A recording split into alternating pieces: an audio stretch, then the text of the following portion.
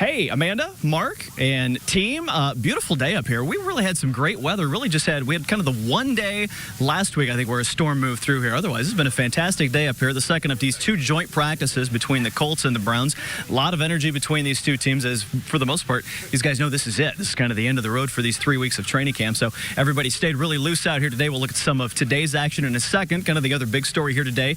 Colts wrapping up camp with Colts Alumni Day. When you say alumni, of course, leading the list of former Colts that show up here today, we none other than Peyton Manning. Peyton's been making some appearances at several training camps over the course of the last couple of weeks, showing up here in Westfield for the first time over the course of these 3 weeks. Former coach Tony Dungy was here as well. Bill Polian. We saw the likes of Ryan Dean was out here. Dylan Gandy. Jim Sorgi out here working the sidelines with the radio guys as well. And just a whole lot of Colts around here with a whole lot of wins under their belt as well. I had a chance to talk with Peyton just a few minutes ago about coming here to Westfield, getting a look at this team and the excitement building toward 2019. Well, I've been back to several games over the past 3 years.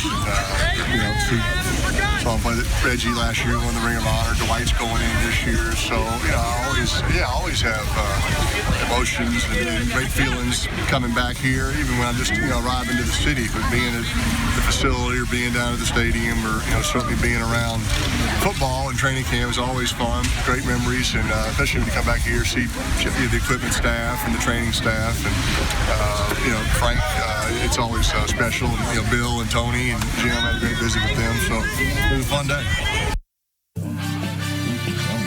Good to see Peyton enjoying himself out there. As for the action on the field, once again a day without Andrew Luck practicing for the Colts. The guys that were practicing, though, loose, a little dancing before they got started today. Again, this 16th and final practice of camp before they kind of get into the real motion of things a little more next week.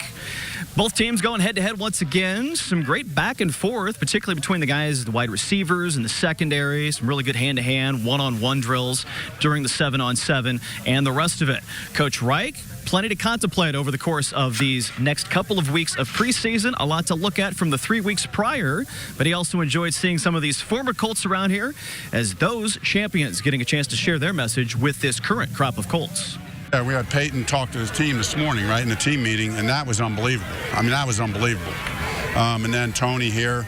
So, in the course of a week, we've had Bill Polian, Peyton Manning, and Tony Dungy, right? That's quite the trio right there.